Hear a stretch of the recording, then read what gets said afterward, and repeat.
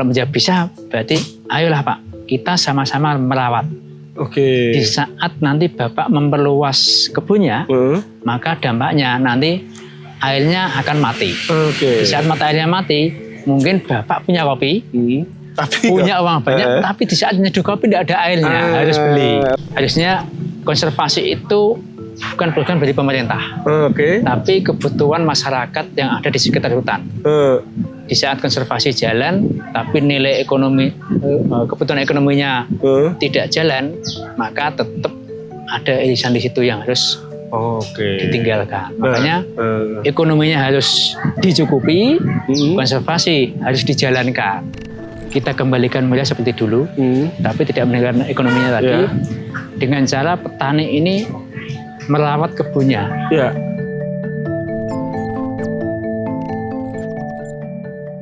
Sobat Culture, hari ini saya ada di Desa Japan, di Kecamatan Dawe, Kabupaten Kudus. Saya hadir di acara seremonial penutupan program One Action One Tree dari Jarum Foundation yang akan diwujudkan dengan menanam 60.000 lebih bibit tanaman. Ada buah-buahan, ada alpukat, ada durian, ada matoa di lereng Muria. Nah, nanti kita akan ikut penanamannya, tapi sebelum itu nanti kita akan masuk karena ada diskusi yang menarik soal bagaimana perjuangan masyarakat di lereng Muria melestarikan hutannya.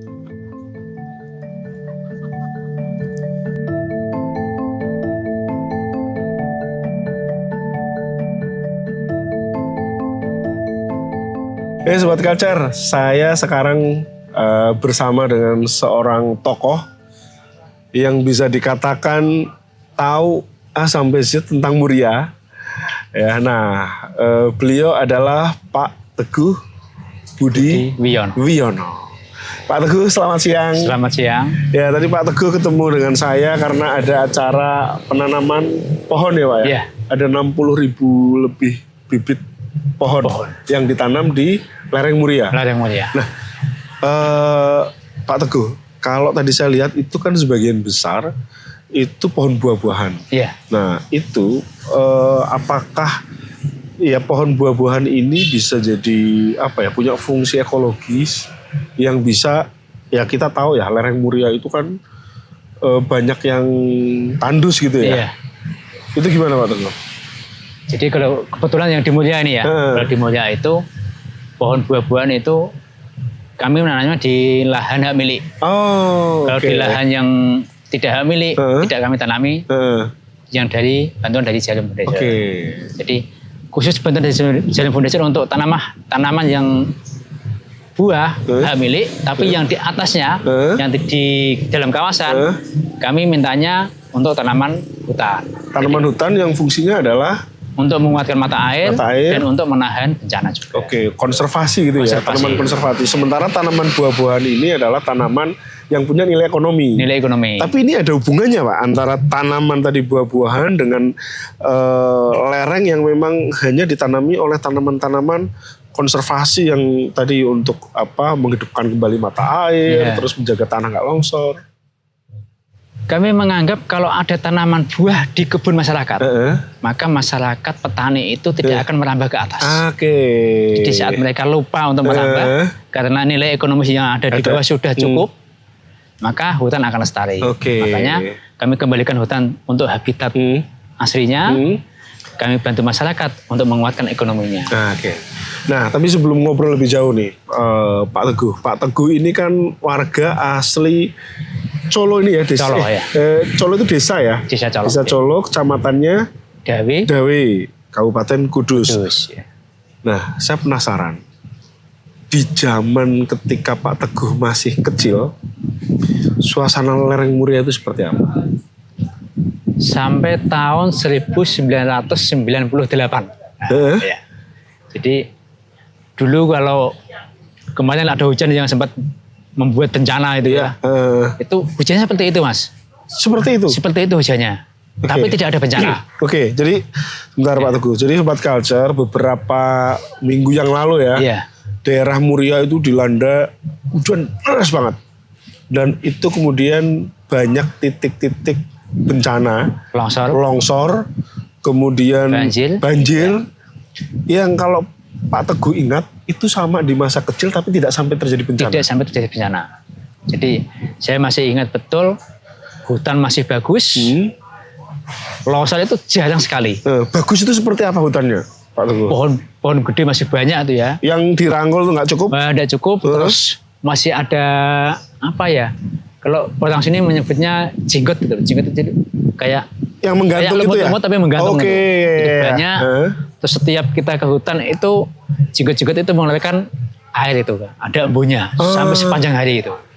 Berarti nggak ada panas sama sekali? Tidak ada panas sama sekali. Dan hutannya masih bagus. Itu kayu-kayu apa kalau ingat Pak Teguh?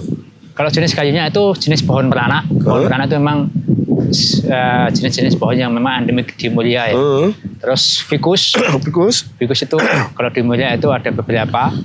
Ficus yang bergat itu yang bagus memang. Itu ada buahnya untuk pakan satwa juga.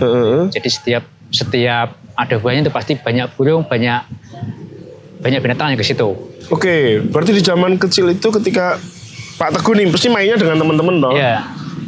Di situ itu suasananya itu ya nek sekarang mungkin kayak apa ya, film-film yang di hutan-hutan Avatar itu. Iya. Pak Teguh nonton nggak? Nggak nonton ya? Iya.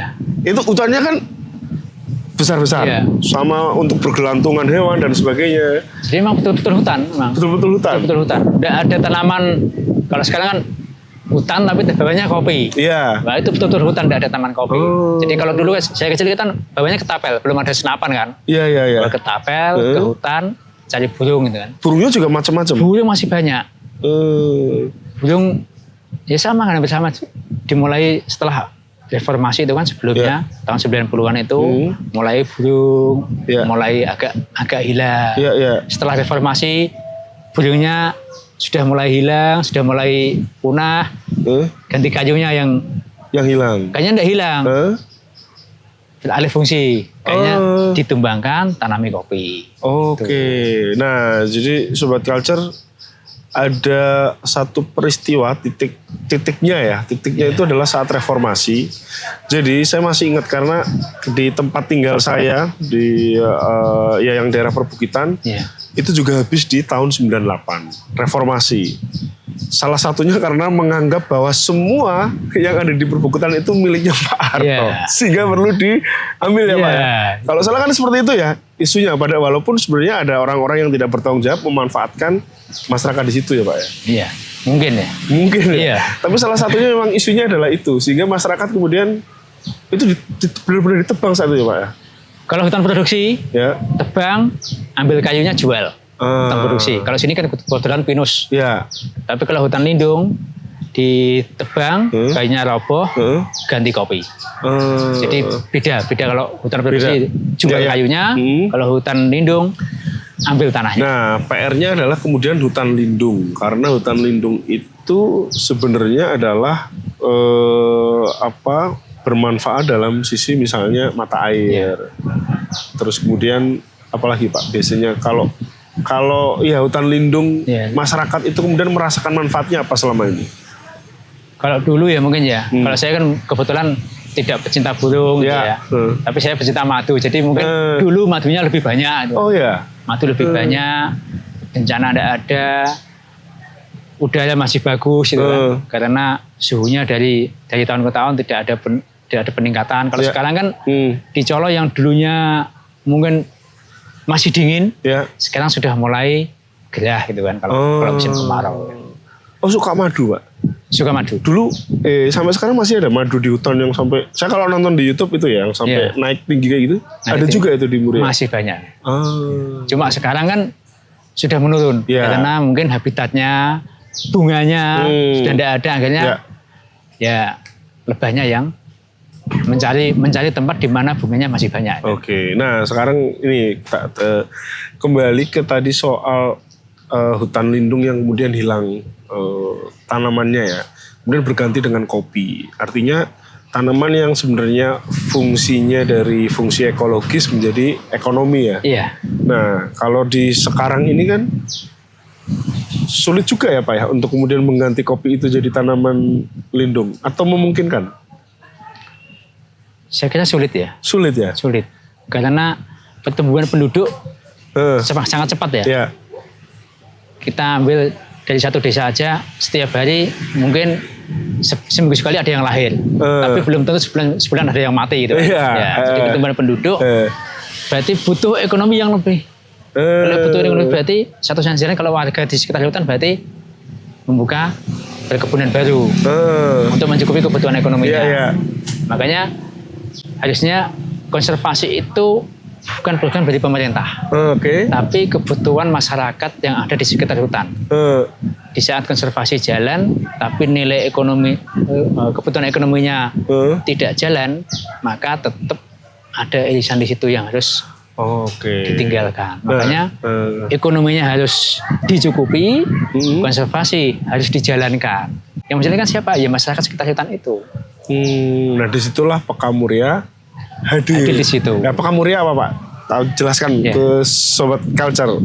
Pekamulya itu sebuah yayasan nirlaba penggiat konservasi mulia. Kami memang bergerak. Kami bukan ingin melindungi mulia secara keseluruhan, bukan milik kami. Tapi kami mengajak anak-anak muda bagaimana menjaga mulia supaya tetap lestari tanpa meninggalkan sosial ekonomi mereka. Jadi ayo kita bergerak bersama-sama, kita lestarikan mulia, karena di saat mulia nanti tidak lestari, maka yang berdampak besar akan anak dan cucu kami. Maka PR kami dari Pekamulya itu bagaimana mengajak anak muda untuk melestarikan mulia supaya saya sudah menikmatinya, anak saya nanti akan menikmati, dan cucu saya nanti akan terus menikmati. Nah berarti kan ini apa kata kuncinya tadi sosial ekonomi. Kalau saya lihat ya bahwa ini nggak mungkin juga untuk kemudian melarang masyarakat hanya sekedar melarang. Tadi misalnya menebang tanpa memperhitungkan soal tadi kebutuhan ekonomi. Nah, kehadiran Pekamulya ini kemudian apa yang dilakukan agar fungsi sosial ekonominya itu bisa jalan? Jadi kalau kami ketemu masyarakat itu ya, ketemu petani itu kadang-kadang ngobrolnya tidak ke langsung konservasi itu ya. Tapi saya hitung dulu. Pak, sudah punya lahan berapa luas? Kopinya setiap tahun panennya berapa ton? Terus saya hitung, oh berarti Bapak harusnya setiap tahun punya uang sekian. Setelah itu, Pak kebutuhannya apa saja? Masih punya anak sekolah enggak? Kebutuhannya kira-kira 1 tahun itu makannya sekian-sekian. Pak bisa enggak ini? Misalnya kebun kopi ini ditebang saja pakai tanaman yang lain. Akhirnya mereka, kalau menjawab bisa, berarti ayolah Pak, kita sama-sama merawat. Di saat nanti Bapak memperluas kebunnya, maka dampaknya nanti airnya akan mati. Di saat mata airnya mati, mungkin Bapak punya kopi, tapi punya uang banyak, tapi di saat nyeduh kopi tidak ada airnya, harus beli. Jadi gitu. Mereka diajak berpikir ya. Tidak sekedar hanya jangan. Karena ada urusan perut ini yang kalau urusan perut itu kan, apalagi saya yang kecil ini ya. Jangan Pak itu. Udah langsung bawa golok itu. Nah, tapi masyarakat kemudian gimana? Respon masyarakat dengan ajakan atau cara-cara seperti itu? Paling enggak bisa memperlambat atau bisa menghentikan. Kalau mereka pengen memperluas kebunnya, oh ternyata betul juga ya. Kebutuhan air itu lebih bagus, berarti saya harus menghentikan ini. Itu yang penting. Dan tadi ya, ini Pak, kopi sebagai konservasi ya. Tadi kan Bapak bilang gitu kan, ya udah kalau nanam kopi tapi kopi itu adalah tanaman yang sangat bisa dikompromikan dengan tanaman lain ya kalau nggak salah ya. Itu Pak, tanaman kopi kan kemarin rame-rame juga itu kan, ada yang menyamakan kopi dengan sawit itu. Dibeda ya, banyak dibedakan. Saya termasuk yang menentang apa ya, tanaman kopi adalah tanaman konservasi. Itu saya tentang itu. Karena kopi itu bukan tanaman konservasi. Karena kopi itu akarnya cuma 80 cm. Tidak ada akar tunggalnya yang masuk ke dalam. Sementara kalau kita mau menyimpan air lebih banyak, harus ada pohon yang lebih besar yang akar tunggalnya masuk ke dalam supaya bisa menyimpan air lebih lama. Jadi kalau cuma kopi itu berarti suatu saat air akan mati. Tapi kalau ada tanaman pendamping, ada tanaman naungan, ada tanaman lain yang bisa mereka bisa menghasilkan sosial ekonominya juga, nilai ekonominya juga, maka kopinya jalan, perawatan tanahnya jalan, akhirnya tidak mati. Gitu. Jadi menyadarkan masyarakat seperti itu memang agak sulit.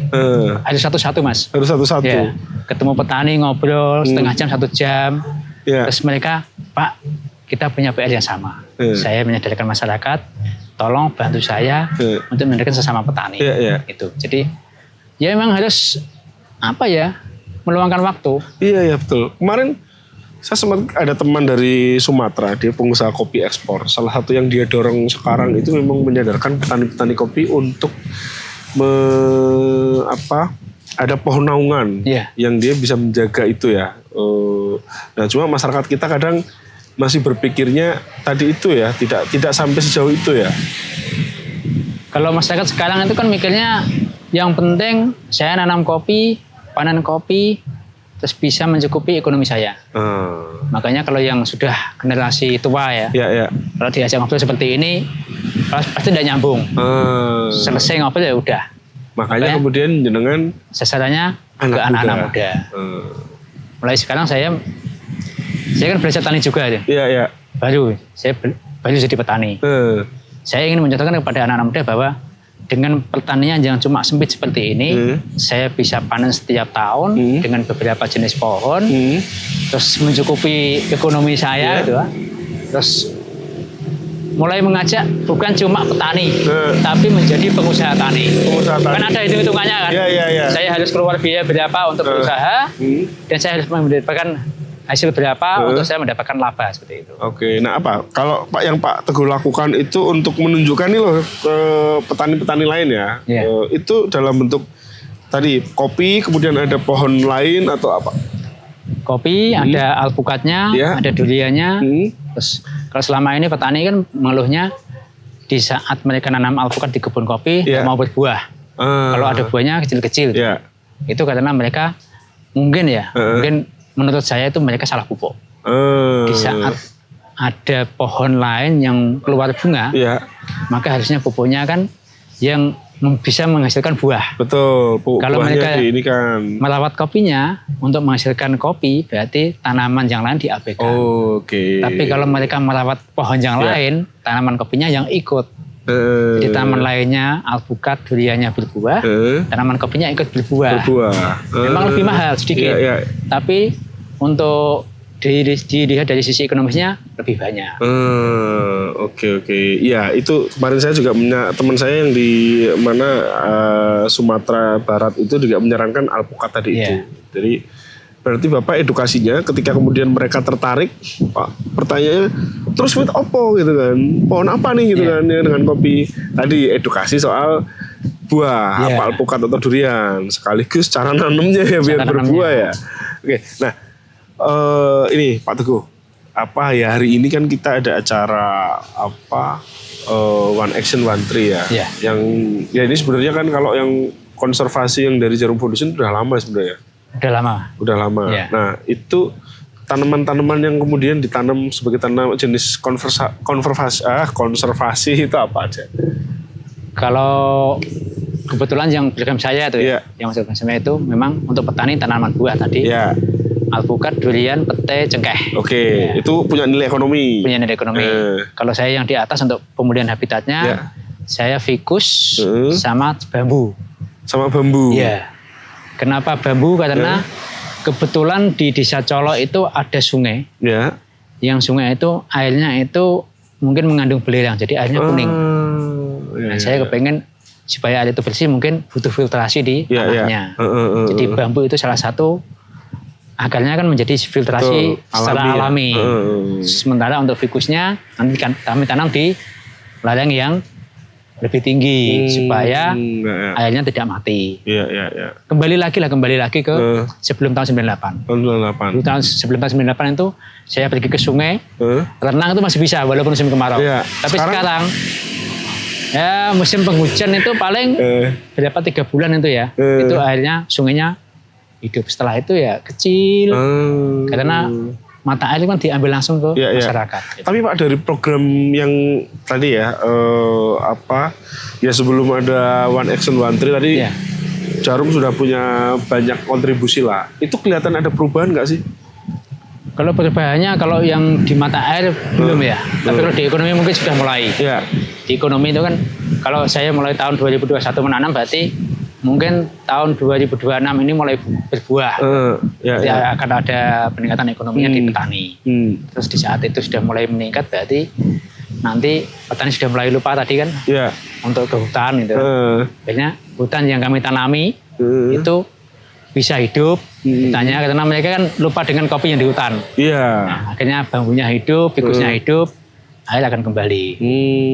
Harapannya seperti itu, impian sih. Impian ya. Semua berangkat dari impian dan saya pikir itu hal yang tidak hal yang sangat mungkin.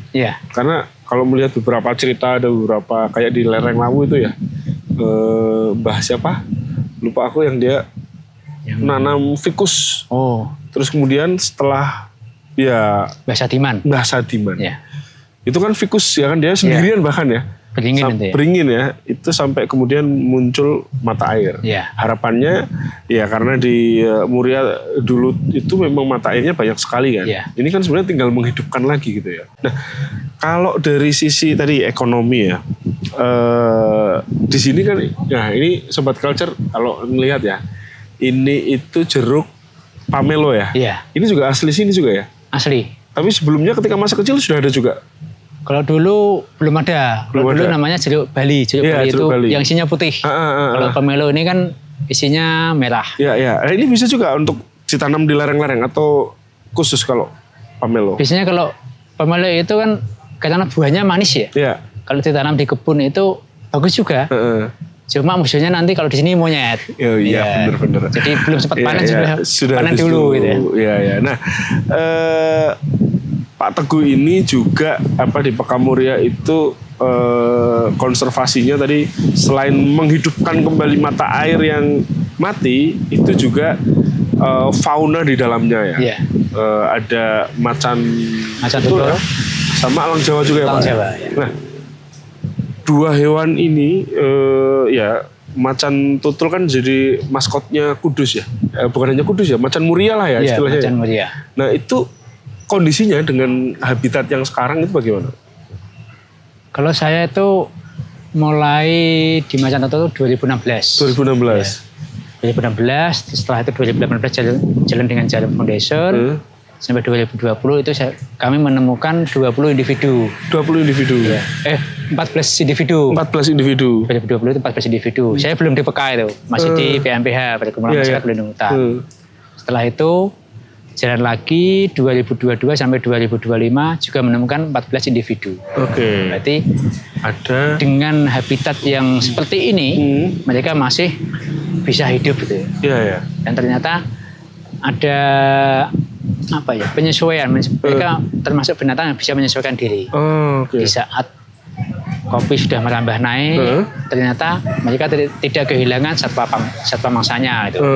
Jadi mereka tetap bisa bertahan di keadaan seperti ini. Kami berharap keadaan seperti ini jangan sampai menambah kebun kopinya. Jangan sampai menambah? Kebun kopinya jangan sampai naik.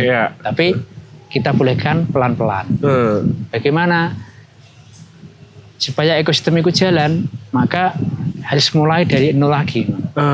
Bagaimana masyarakat mau bersama-sama dengan kami, ekosistemnya itu berjalan, bagaimana kita kembalikan mulia seperti dulu, tapi tidak meninggalkan ekonominya tadi, dengan cara petani ini merawat kebunnya. Jangan pakai herbisida atau pupuk kimia, supaya apa yang ada di tanah, serangganya hidup, nanti yang makan serangga hidup, yang nanti dimakan oleh satwa mangsa tutulnya, satwa mangsanya masih ada, macan tutulnya masih bisa hidup. Dan masyarakatnya tidak perlu masuk ke hutan. Karena biarlah hutan itu tadi dia sudah punya kehidupannya gitu kan. Sementara masyarakat secara ekonomi dengan tadi buah-buahan yang ditanam ya tahun ini, berarti yang tahun ini 60.000 ya? 60.000. Itu dibagi ke seluruh? Dibagi kalau di Mulia di 5 desa. Di 5 desa. Ya harapannya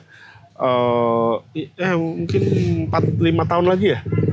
Panen Kalau hari ini nanam berarti 5 tahun lagi panennya. 5 tahun lagi? panen dan masyarakat itu semakin sejahtera, semakin merasa memiliki muria, terutama dari ya tadi masih saya pikir di Muria ini menjadi salah satu hutan di Jawa yang harus lestari ya Pak ya. Iya kan Pak? Iya harus. Karena ya tadi yang seperti dibilang oleh Pak Teguh ada banyak fungsi, terutama sekarang yang akan dilakukan adalah soal mata air. Iya. Nanti kita akan dengar lagi kabar terbaru, mungkin akan muncul mata air yang baru, kita doakan. Jadi Sobat Culture, sampai ketemu lagi di Culture Shock selanjutnya.